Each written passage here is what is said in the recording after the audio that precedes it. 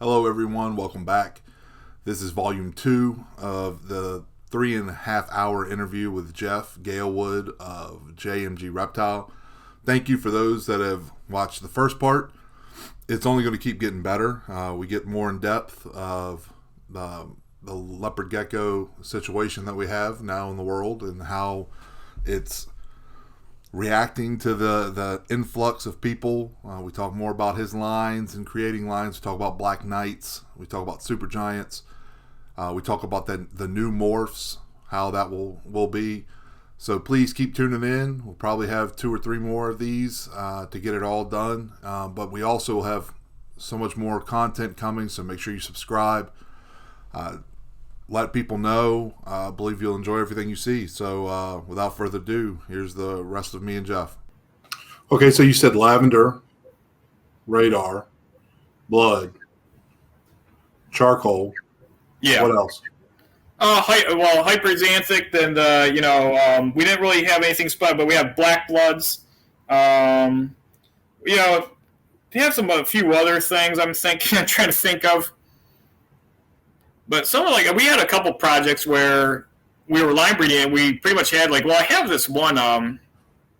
They were just called pastels, and I kind of actually lost that project, but then line bred it into black pearl charcoals, and so it kind of became part of that. And now it's no longer a new line. It was something that we were about to almost release, but then I kind of bungled it when we stop breeding geckos together, and I went more into hognose snakes, and I still have that project, but it was taking a very long time, but it was actually starting to turn into something. But I ended up crossing it into black pearl charcoals. But yeah, that's really about it for lineages. I mean, we had other morph combinations and stuff, but we actually had a few more. We had JMG Sunglows, and that was just its own line of tangerine Tremper albino, where they pretty much just had really light colored tails, really light colored head, and the body was just really reddish. And they kind of looked like blood Trempers, but they were line bred separately. They were just line bred from very nice Tremper tangerine albinos we had from around 2002.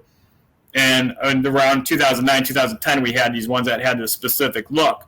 And then that one was actually, in my opinion, it got maybe, because the thing is, I keep saying, you can line breed and selectively breed stuff for a long time, say, and get these certain qualities. Some people might think, it sounds like a lot of inbreeding, but if you have a large enough gene pool, initially for the project, you can do a lot of outcrossing and outbreeding without really doing a lot of inbreeding. There's going to be some, relation, but I mean, you see this in wild populations too with locales. You're not getting 100% outcrosses consistently in the wild. There's little pockets of these, species existing in these, rocky territories and this, scrub savanna-like habitat. And, so there's going to be, it's kind of like me when I go look for milk snakes. I find the same females underneath the same board. And, they're breeding the same males, and, a lot of those same ones are breeding back to each other. So there is a degree of, breeding back and inbreeding. Yeah, what's happening in the wild with leopard geckos, because, they're in the desert. It's not always going to be a large community or close by. So they were made genetically. They're so phenomenal when it comes to survival. Whatever it takes. Yeah. So the thing is, though, you could feel because the hyperxanthics, we had a nuts, especially with bloods too, where we had so many different groups that started out the project for a long time. We were able to maintain pure bloods for a long time without them getting inbred or having any issues, no tail kinking or anything like that. And but I'm thinking we had the JMG Sunglows, but those were ones where it was kind of kept smaller, and in my opinion, it got a little inbred. And so that we started doing out crossings with those. And that was another one that's, wasn't maintained as a pure. So that kind of project doesn't really exist. It exists in out crosses into other, morphs. I think we mainly ended up crossing mostly into blood Trempers. What about Stonewash? Stonewash, yeah. Well, Stonewash is a combination, but it is and it isn't. It's a black blood Tremper albino, but then we line bred the qualities that produce a shattered pattern, which is a result of the black blood combination. And it's funny because that was the initial project. The intention was to make very deep red albino leopard geckos, and the black bloods are much more dark, saturated, very dirty, rusty colored animals. And so we're like, well, these are going to bring out the deeper pigments, and as a result, we got some crazy chewed up lavender pattern that would develop on some of them.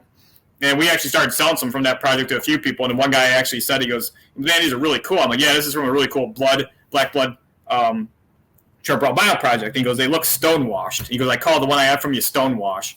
And so I was like, that's where the name came from. Is actually that guy's like, you know, and I even said, well, we're line breeding more of these. And I started seeing it appear more and more.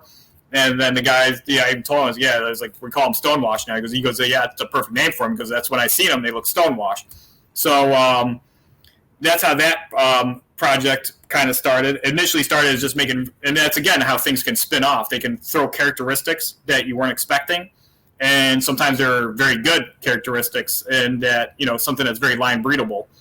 And, you know, so yeah, but we have that one. And it's gotten really big in Europe. I know George at Elite Gecko, he's in love with stonewash. They've become extremely popular there. They're definitely at the back. I get people asking for them all the time. I'm marine line breeding. I have some really nice black bloods. I'm producing some babies for those projects, and I'm raising some stuff up. I won't know until they're a little older. I did sell a few nice stonewash last year. I don't really have many. You know, last year I think I sold 2, and that was it. How many? All right, so to move on to the next one, how many morphs and lines do you work with? Not just including, you know, what you've created, the lines you. What other things aside? I mean, I know there's some obvious things, but what else do you work with now that you're trying to breed? Right now, I'm actually, because again, like my main focus is hognose. So with the leopard geckos, I'm building it back up. I actually have a lot more leopard geckos I do now than when I was like 25, 26, especially 27, 28. And so in the last 3-4 years, I've really grown quite a few projects, and I'm actually starting new projects. My goal is to actually create some new lineages. But I really think there's no cap on how long it takes to make like a new lineage, but generally they don't happen quickly. I really see it taking about 7 or 8 years as the average. But, you know, you hear people like 7 or 8 years, that's a long time. Like, well, right. If you want something that has distinctive characteristics and looks different, it ain't going to be done in 1, 2, 3 generations. Especially now. Back earlier in the day, you know, there was such a mix of leopard geckos, and you could just pick out something and start line breeding that quality, kind of like stripes, you know, to make it versus making bold stripes. You know, that was something that was popping up, and somebody identified, like I think it was Ron actually, hey, some of these stripes are thicker and they look cool and they're not breaking apart. Going to breed those. Start getting thicker ones. You know, and then within 4 or 5 generations, you have bold stripes from that. And, you know, and there's a transition between that. Even probably earlier on, you're probably even able to call them bold stripe, you know, especially compared to what was existing. There was nothing else like that. And so, but then, you know, even since then, I mean, bold stripes in 100 years from now, there's probably going to be some with black stripes that look like, you know, they're like this thick. So as long as somebody goes at it, goes about it the right way, and sometimes it's a little bit of luck too, is finding those characteristics and qualities that actually stick. Yeah, stay can be replicated, because I'd say hypermelanistic stuff is a very good example. Because you have, like, again, like I mentioned, the different, you know, melanistic lineages, charcoal, black pearl, you know, the black velvets, and then, you know, the black pearls were worked on for a very long time, and people tried really hard. And you still cannot get black pearls to run consistently or to look as good as black knights do. So those particular animals selected had, you know, they were much more inclined with their wild type genes to throw melanin. So they you know, selected the exact right ones to line breed. Those animals had a much more, you stronger capability of producing hypermelanistic traits. Versus if you took a charcoal, you could probably get a charcoal to be that black through line breeding, but it might take you 60, 70 years. The Black Knights evolved pretty quickly. That's pretty strong. But right now I'm working on mostly blood stuff, and I'm actually I re-line bred a lot of the bloods that I have to actually look like original bloods, and they're actually looking cool. And then in the process, I kind of reproduced black bloods, and they actually have a little bit of purple head in them, and it wasn't really all my doing. I got some very, very nice ones from my friend SG Reptiles, Andrew Foley. He has some very nice purple head bloods, and they were high percentage blood, and he was getting these very, very dark orange ones, red ones, and they would get more speckling and spotting as they got older and they get dirtier. I was like, man, that's like kind of how black blood started. And so he has some really cool ones, and I picked up a lot from him and started a new project with that. So I have like these variations of blood that have different percentages that are looking different. And so it's only been like a few years, but they might be able to be spun off into completely different things, but it might take another 7-8 generations. And then I have a lot of hyperxanthic stuff I'm working on. I think hyperxanthics got outcrossed a lot over the years. I sold a lot of pure hyperxanthics with my dad. And as a good example is like what I've been explaining about red stripes, and you see certain lineages look a certain way and then they disappear. We sold hundreds of pure hyperxanthics. I don't think there's any pure hyperxanthics left in existence. They do not exist anymore. There isn't a pure 100% hyperxanthic from that lineage. And I sold so many. My dad sold so many. I'd go to shows. I'd talk to people. I actually, from the time I was 15, I did most of our sales. We do a lot of shows together. When it came online, pretty much all the sales were like, you were talking to me. My dad he likes computers. It's not very quick on him.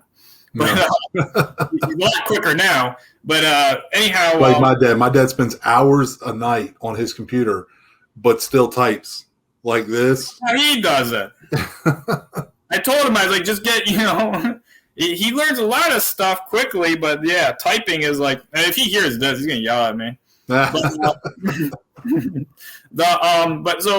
But there's no original hyperxanthics anymore. There's no pure hyperxanthics. And I have some that are pretty close, but they all have eclipse in them now. And I have these really wild-looking hyperxanthic eclipse, and that's actually branching off into something new. And it's taken a little longer than I was hoping, but they actually, the hyperxanthics are very spinnable, in my opinion. And that's kind of like a term like that I kind of just like came up with, that I just kind of like, as far as when a line bred trait starts to change and it starts to produce a new characteristic that is strong and something that you can maintain, or something, a characteristic that you can still, you're not going to lose through breeding. And then like a TV show spinoff. It's like, yeah, exactly. That's how, it's just like that. So hyperxanthics can be spun off a lot from what I've been seeing with, and it makes sense because high contrast, thick dark spots that are not connecting, variable pattern, increase of yellow, they're very high, deep yellow, and they complement other traits pretty well. And it's actually a very strong polygenetic. When you outcross, like say if you have like a close to pure hyperxanthic and you breed it to something, you can see hyperxanthic in all of the offspring. It's pretty evident. But, so I have a lot of hyperxanthic stuff. Some of it's being spun off. I have bloods. I got some blood spin-offs. I'm trying to do some stonewash projects. A lot of them do have, original lineages too from the black blood stonewash. It's just taking me a little longer, and because I'm trying to do it right without losing it. So I still have some original stonewash stuff, blood raptor, blood tremper. Trying to think what else I have. That's really about it. I know I have like Black Knights. I have a bunch of Black Knight stuff. Yeah, and then a lot of crosses. Yeah, Black Pearl. I have Black Pearl. I like Liddy Verger. I like her projects a lot. She did the Akoyas, first person to make the Akoyas, which are Black Pearl Black Knights. And so I have some Akoya stuff, and black there, but might have charcoal in them. Hers might have charcoal in them too, though. And I also have them in snow. And so I have snow Akoyas, and they're a combination of Black Pearl, Black Knight, and charcoal. And they're extremely nice because when you get a really light one, they are still kind of odd looking. They don't really look they usually start taking on like a charcoal quality. And so if you miss, because like, you're breeding black knights, and even if you have high percentage, sometimes you get those lighter colored ones. With these ones, you kind of get like pretty unusual. One I got from you that was like pitch black for the first 4 months, and then all of a sudden, like, what in the world? How's it looking now? Is it get dark again? Or? As she goes closer to shed, she'll get like a pure chocolate look all the way through. With beautiful dark markings on it. But then as soon as she sheds, she goes right back to almost yellowish. But then immediately a couple days into it, it's like having two different geckos. And I love her because she's the sweetest. Like, she loves to be held. She eats very well. I'm gonna end up breeding her next year. She's putting on weight great. Like, she's a great gecko. But she's a prime example of what I show people. You can go out there and you can spend the money on a super black baby. But there's no guarantee it's going to stay that way. You just hope. Now, I have a female from Berger who she's about a year old, and she's gorgeous. Like, she's solid black from one end to the other. So, it's still, it'll be interesting to see when I I have a dark male also from Steve. When I put her to him, we'll see like what comes out. I still think we'll make dark babies out of that one. But oh yeah, definitely. I think so. She shocked me. It was like one day it was like dark, and then the next day not dark anymore. When you sent me those pictures, I had to ask you like 2 times that was the same gecko. Yeah. I was like, the thing, it's so funny because I don't think anybody, I think you have probably one of the most extreme examples of a black knight going to light phase transformation. Because like, you're telling people like, hey, there's no guarantee these things will stay black, but that is like highly unusual for a transition like that to happen. Yeah, but I tell people like it's like having two geckos. It's you need to realize that it's going to change. So it's think about it that way, as in it's more than just having a black gecko. You need to be in this for the love of the fact that their geckos are going to change. They're going to be really cool looking a lot. You need to, not be obsessed with having. Now it's easy for me to say because I have 2 that are truly black, but you need to enjoy it for what it is. It's still a unique gecko. There's nothing like it. There's nothing that looks even remotely close to it. So I love it. I mean, yeah.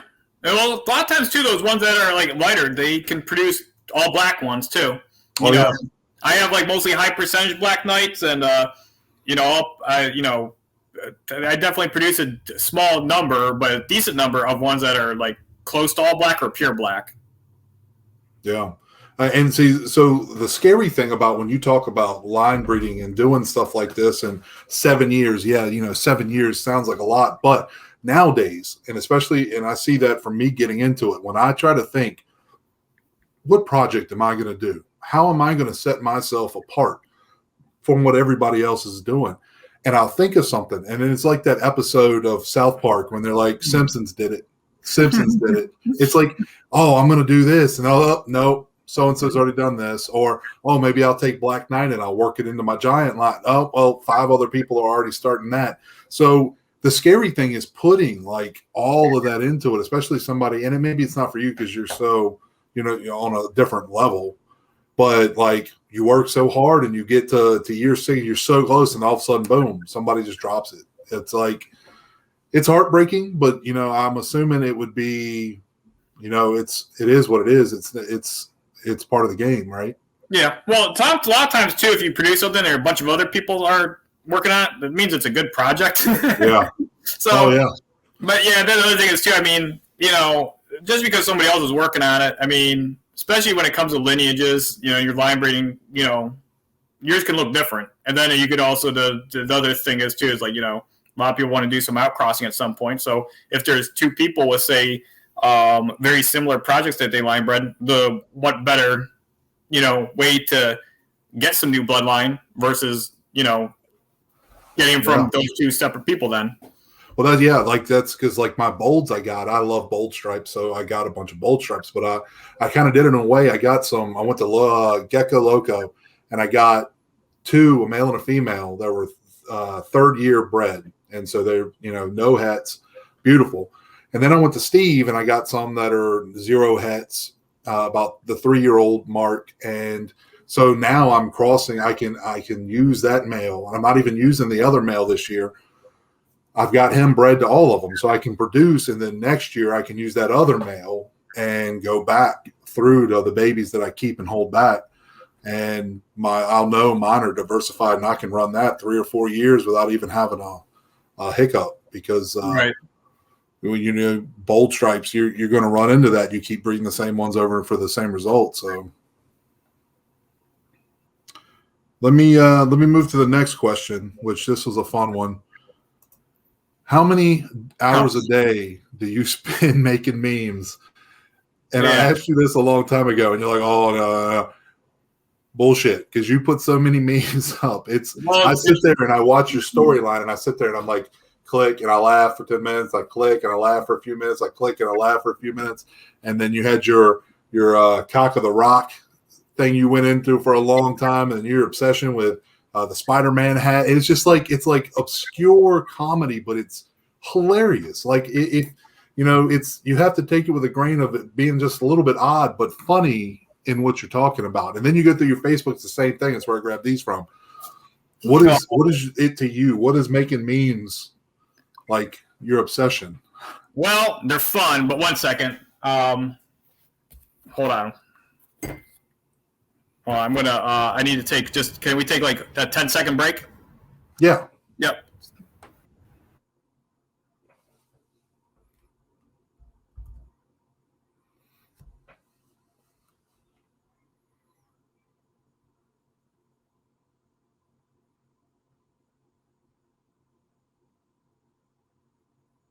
All right, I'm back. All right. Well, it started out probably with I don't even know how it started out. Like, I'd see memes, I like them, so I'd have my own ideas, and I started out just making really stupid stuff, and then stuff is still stupid, but I feel like it's better stupid now. And like you said, how many hours a day? Well, certain days, of course, 0. Other days, I think there's been 6-hour days.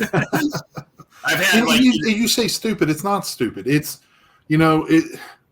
it's art. Because when you look at art, some people will look, that's stupid. No, I mean it's something that you thought of. Like, your memes are original. And it might not make sense to everybody, but it's cool. It's I enjoy it, and I don't get them half the time, but I still enjoy it. Yeah, I'll get sometimes that's the whole point of them, is like most of them, like how you said, the Spider-Man hat. It basically becomes an inside joke if you're following my post. And that simply started from, I just made a video, and I kind of rushed it, and it didn't really come out the way I wanted, so I posted it anyway, because, I put the time into it. And it was a hognose hatching, and it was that one sound that people use where the guy said, wakey, wakey, and he's trying to wake up his kid for school. He's like, it's time for school. And so I put a hognose in there, and I was like, well, I had the videos of like the baby hognose with that voiceover. And then I put a short clip of just a hognose, or a picture of a hognose looked like it was going to school, and I was angry about it because I didn't like school as a kid. And so I was like, well, what's this? So I put I edited a backpack, I think, on the hognose, and then what's a hat a kid would wear, like a Spider-Man hat. And so then that was on my actual Instagram. Then in my stories, I transitioned it to a hognose wanting a hat, but there's no more Spider-Man hats because the other hognose had it. And so I was like, well, what other stupid hats are there? And then I was like, well, Shrek's a popular meme, and he's very memeable. So then I made the Shrek hat. And then it became this story, slideshow of a hognose trying to get a Spider-Man hat, can't find one, gets frustrated, and keeps getting offered these very ridiculous Shrek hats that nobody'd ever even want to wear. And then him resulting in burning down the place that he's shopping at or smashing up Macy's. And, and then the cock of the rock meme, that started with, I seen actually a very funny bird meme about somebody's like, there really be people out here naming birds hot-breasted MILFs, and nobody does anything about it. And then they had a list of bird names. And so there was one that was cock of the rock. So I did some quick research on it. And I was like, wow, this is real. And so I made a post about it, and then it started giving me all kinds of ideas because that one was just so memeable. Because I started thinking, what do you think of Rock? Like Dwayne Johnson. So then I was able to incorporate that. Then I was able to just make memes of it versus other birds. And then I started getting a lot of encouragement from people because they're like, hey, that was really funny. They're like, please post more. So then I had like my inbox with like 10 or 15 people saying, hey, that's awesome. And so then I'd start posting more and more of them. And then the more you did, because I like comedy, and I haven't really done stand-up, but I've done it a couple times.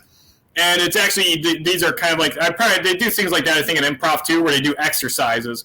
And so when you take something like, say, Cock of the Rock, and you just keep thinking of more and more ways to make fun of it, becomes like an exercise, and you start getting better at it, and then you can do, like, I think I ended up doing something like 20 that were memes of Cock of the Rock. Yeah. So, but then more like I think it's hilarious. I like when you did the Spider-Man hat, I guess I didn't catch the first beginning of it because I'm watching, I'm like, man. Yeah, where did it come from? Try to go buy a Spider-Man hat and he got offered this. Like it so much thought goes into it that it causes people to think and wonder, and I love them. I think it's great. I like to make memes myself, but this, I mean, to the level you go to, it's awesome. I mean, it's great to have something to channel, your thoughts and your passion. Right. Yeah, that's the thing I like. I have a lot of interests aside from reptiles, and I really like comedy. I like doing edits.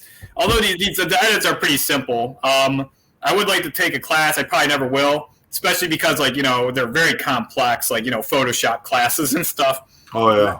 I like to keep things simple too, where you can just do it on your phone, and the simpler you're able to keep it too is then you can run with a story and make like a story. Like I made a story of like a hognose snake going to Capitol Hill, and he's riding a bus. I've done a few other ones. I'd like to do more, but then sometimes I'm like, like, oh man, it's going to take me about 4 or 5 hours. I have 4 or 5 hours, and that's these. A lot of times I'll do these when I go on those these, we call them like, say, meme rants or these stories. Typically I have some downtime, whether I'm not feeling well or, I just have like some extra spare time. And I'm like, well, I can either watch a movie or do this. I was like, or I can make something. And so a lot of times I'll do these in lieu of watching movies or shows. Yeah, which is better. I mean, don't get me wrong. I'll veg out on Netflix in a heartbeat, but yeah, me too. It's, and I say this to people, and I say this to the same thing about when I'm taking care of geckos and I'm taking 2 hours to sit there and clean and feed out, but it's meditation. Anytime you're concentrating on something like making a meme or cleaning, something that doesn't take a whole lot of thought, but it's focus. It focuses your brain. That's meditation, and that leaves your body afterwards. You might be a little tired, but you're like, there's all kinds of meditation, and making memes is yours for 3-4 hours at a time. Yeah, it's like a lot of times. I have an idea. I want to do it. So like I did the hognose insider trading one. That was the longest story I did. That one, by the time that one took me about 6 hours, and of grinding hard. And then like halfway through, I didn't even know how it was going to end, and I was very happy with how it ended up ending. I was like, okay, that's tied together about as good as I could have done. And but after I was done with that one, that was pretty exhausting. I was just so happy it was over, but then I was also happy that I did it. Yeah. So what you need to do is you need to start a channel just for your memes. Just go in a whole nother direction with it. So we'll move to the next one, which is hognose. I'm not going to ask you to get in depth of hognose. My question is, do you prefer hognose to geckos? And if so, why? Because I know nothing about them except for I think they're gorgeous. I think, in my opinion, my draw to them is, especially if you look at these pictures, and these are pictures I got from your Facebook. I'm assuming they're yours or you've bred them at some point. Yeah, those are all mine. But they look like a rattlesnake at first glance because the large scales. The face is cute. I can see that can be a draw. I've seen them play dead, which is like, it's the craziest, almost terrible looking thing all at once. But do you think, why, and do you think, is there ever a point where you will, and I hear when you said earlier, you almost got to a point where it was just hognose, but now you're resurging with your leopard geckos. Is there ever a time you'll just choose one or the other and you'll just go straight that? Or is it just, it'll always be both? It'll always be both. It's going to be a high percentage though. most likely for the rest of my life with hognose snakes. Although I have more leopard geckos than most people probably think. Especially I gotta actually sell some, but I was keeping back so many projects. Yeah, like I'm like, man, I feel like he's got so many geckos, but you're always like, well, no, I'm not right now. And I'm like, man, what the hell? But yeah, I think if you look at my Instagram, yeah, you can see I prefer hognose snakes. Yeah. They're my favorite species. That's actually the first species that I was like really got like hit with. Where I remember I saw my very first one at a reptile show when I was 8, and it was a wild caught adult female that was kind of just very, standard looking. She was a little beat up, and I thought it was the coolest, prettiest snake I'd ever seen. What's your draw to them then? Their shape, their body structure. Well, the initial draw was definitely just their outward appearance. So that was the whole thing that sparked the whole thing, was just that. And then just as I learned more about them, all their quirks, how they thrive in their natural habitat, they're just everything about them. They utilize abandoned rodent burrows, and it's kind of like a form of commensalism, which that's an act where an animal benefits from another animal's habits without really interfering or causing negative effects towards them. And they're mostly utilizing abandoned rodent burrows. And for most of the rodent burrows, it's a form of commensalism because they are not interfering with each other in any way. With the pocket mice, they might be sometimes, because I'm sure sometimes the hognose are eating some of the baby pocket mice. But it's just so cool how to utilize abandoned rodent burrows. They live on these precise prairie habitats, like whether it be short or tall grass prairie or oak savanna mixed prairie, and their feeding habits, what they eat in the wild, their reclusiveness, their defensive behavior, the overall way they look, the morphs. There isn't one thing I dislike about them except for when they don't want to eat when they hatch. That's about it. That pisses me off. They're native to what parts of North America? Parts of Midwest, prairie remnants, Central Plains. You can find isolated populations in Illinois. There's still one small isolated population in Missouri. Pretty decent isolated populations in Minnesota, North Dakota, South Dakota. They even go up into Alberta and Saskatchewan. Isolated populations in the southern parts of the Canada. It's really cold there, though, isn't it? Yes, it is. Oh, yeah. That's another cool thing about them. A lot of these areas where they are from in Montana and like Alberta, Saskatchewan, these isolated populations of prairie habitat, yeah, sometimes it gets down to negative 40 degrees without a wind chill, but they go down to abandoned rodent burrows. They're extremely cold tolerant. If their body temp gets down to about 31, 32, they won't die. So they're extremely unique in how they've adapted. My friend Dan Eby, he found one on a 60-degree day, and he goes, that night low before it was 20 degrees. So it went down in a rodent burrow and then was up during the day. So they're just very adaptive, very unique. They found fossils of them in Nebraska, I think it was, that were about 10 million years old.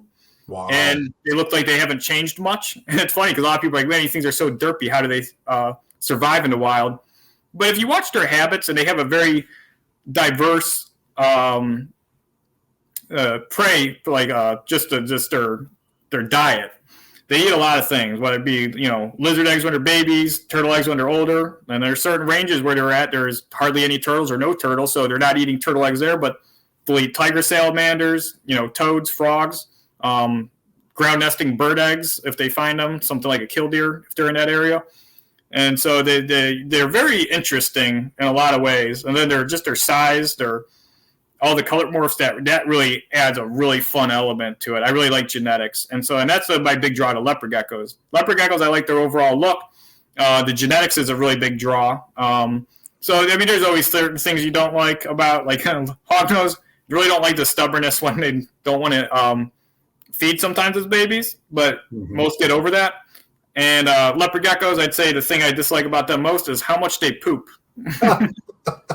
It's crazy because, like, it'll be one day it's one little one, then you'll come back and it's 6, and you're like, man, what the hell? Where were you? How are we? Especially when they're growing fast and you're slamming them and you're feeding them, and their metabolism just goes so so fast, as they're growing and everything. Yet it is like some days it's like, man, it's like, I'm doing like full clean outs on them like every 5, 7, 8 days. Like, this whole thing needs to be junked. I was like, this needs to be wiped out, sterilized. You talk about being derpy though. I mean, look at leopard cat. They are the epitome of survival. And you ever watched a mate?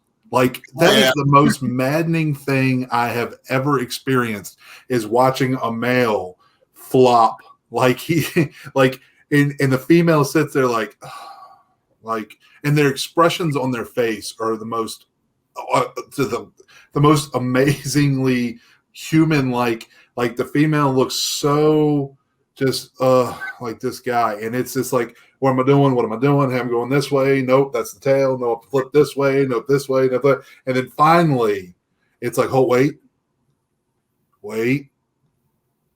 Yeah. And then the female just like, that was awesome.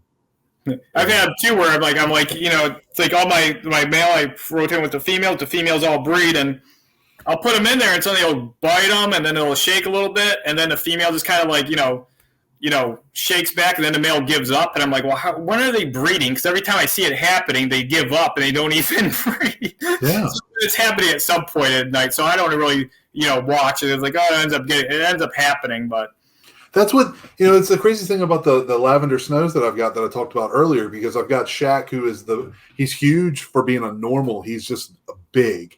And he is the biggest baby. He doesn't like being out to do any.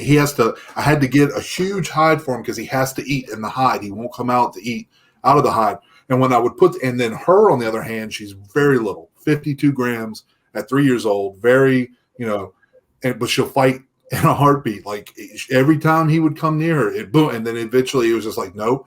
But I stuck him there, and somehow in the middle of the night when I wasn't there and paying attention, he got the deed done, because she's given me 3 fertile eggs now. My first one about to hatch while I'm in France, which got me so angry, because these are the 1 eggs that I've been waiting so long for. But yeah, it's like you put them together and you're just like, they won't do it. They don't. And then you leave, and somehow miraculously it happens. Yeah, they breed at some point. They breed pretty quick though too. Hognose, when they lock up, sometimes I've had the hognose lock up for as long as 12 hours, but usually only lasts a few hours. Yeah, I have no experience with snakes. It's funny because I've always loved genetics. I've always believed that genetics is what founds everything in the world. And I'm not and I've said this before, I'm not an overly religious person, but I do believe in some faith. And even though I don't know what that is or where it is, but I believe that part of that was genetics, and it builds so much. And then I started watching Brian Barczyk, who a lot of people dislike, but a lot more people love. And seeing, what you could do with breeding reptiles together and the colors, and I was just like, man, that's amazing. I love that. But I don't know if I could have a snake. I'm just not. Not that I'm scared of them or I don't like handling them. I've never been a snake person, but yeah. I had, so I got a leopard gecko, and they're so much easier for me to deal with. But I don't know anything like snakes. But I do feel that if I got a snake, it would definitely be a hognose, because looking through the pictures of what you had, like, these things are gorgeous, and I love. Like, I lived in Utah for 3 years, and we got to see rattlesnakes every once in a while, and they're gorgeous out in the wild. I have a Jeep, so we'd go up mountains, and you'd see them. It'd be colder, so they'd be really docile, just, leave me alone, don't mess with me. But they're gorgeous. And when I look at hognose, like I said, I feel like I'm looking at a rattlesnake, but it's not a rattlesnake. So if I ever do get into snakes, it would definitely be a hognose. It's kind of like crested geckos. Like, I have a crested gecko. I don't feel the need to have more. They're awesome. They're beautiful. I don't know if that'll change. I would like a lychee at some point, but if I did get a hognose, it would be one. I would never be in the. I say that. I never know, but you don't know. But no, I know what you mean. It's like, it's like as far as like reptile species, I'm like, they're cool, but I would never ever want to own one. And it's not so. I guess if they were small, I'd be interested. But like crocodilians. Oh yeah. Much of an interest in crocodilians, leopard geckos remind me of alligators. Like, can you watch, especially the super giants, like Odin, when you watch them, like they have mannerisms that remind me of alligators. Like it's, of course they don't have the teeth and the anger, but they roll on you when they bite you. Sometimes they do the gator roll. I've been lucky yet so far. Oh, you haven't had that happen? Yeah, I've had some violent males before that are just naturally very defensive. Man, it's like that's how you get a bad leopard gecko bite. A bad leopard gecko bite, they have to do the gator roll. When they barrel roll, that's when they can do some damage. That's great because like I've got a male my male bold stripe from Steve that's 3 years old. He is like, I call him, I shouldn't joke like that, but I call him Mike Tyson because if there's a female, like of the female bold stripes I have that's not necessarily willing, he doesn't give her an option, but he looks at me like he's going to fight me one day. Like he allows me to get him to put him in with it because I think he knows because they're smart. They understand. They start to learn really quick, especially males that have bred or when they eat. Hey, this guy gets me to what I want. So he'll allow me to do it. But there are times where he has stared me down and jumped at me. And I'm like, not going to mess with him. But Odin, when I hold him, he's a year old, 110 grams, he's almost 12 inches. His head is no joke that big, and if he bit me, I feel like it would really hurt. But he has never even once. He's a big baby. He doesn't like being. Once you get him, he likes sitting there, but he doesn't like being messed with. Other than that, but he's the one that if he bit me, I feel like it wouldn't be the greatest. All right.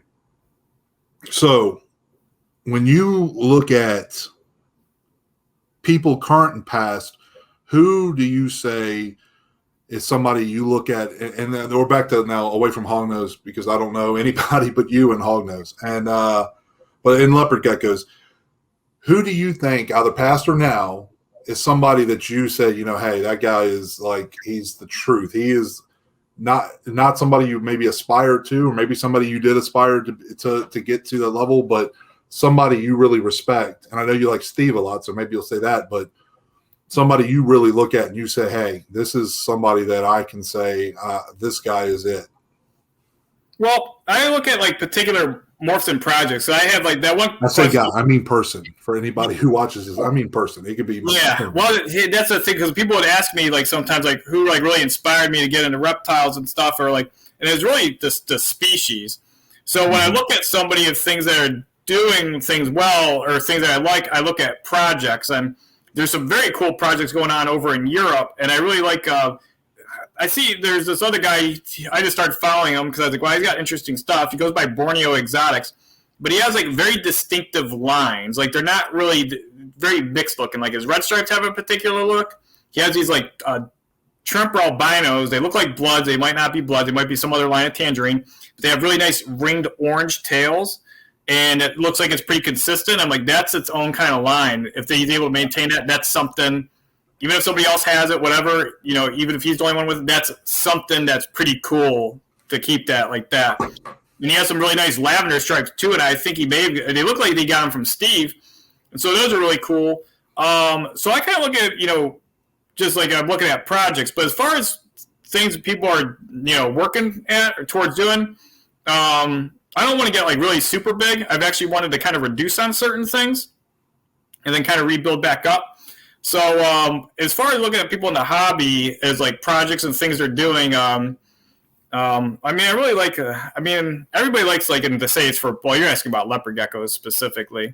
So, but the one thing is too, it's going to sound kind of like, it's going to sound terrible, but since I'm so involved in hognose, I really don't pay attention to leopard gecko breeders at all. Other than like when I see really nice leopard geckos or I see a cool lineage, I'll be like, whoever that is or whatever that project that person has, I like that. That's cool. All right, everybody, thanks for tuning in for that next 45-minute section. Come back for the next one. At the very beginning, we'll start talking about who Jeff really does think is doing good things, and you'd be surprised to hear the answer to that. And I'll give it away a little bit. Europe is killing it, and they're doing it right. So for those of my followers that are European, the next one's for you.